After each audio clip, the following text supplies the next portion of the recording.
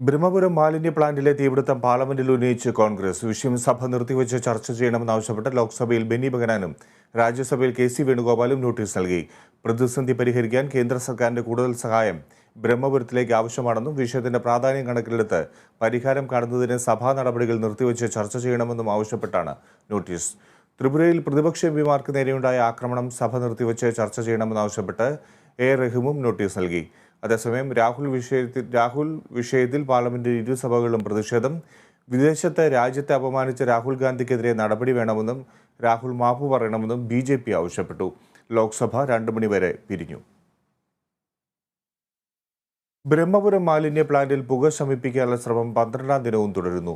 95% പ്രദേശത്തെ തീയും പുകയും അണച്ചെന്ന് ജില്ലാ ഭരണകൂടം അറിയിച്ചു.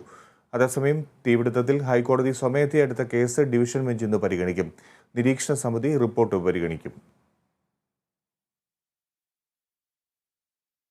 ഓസ്കാർ നിറവിൽ, രാജ്യം.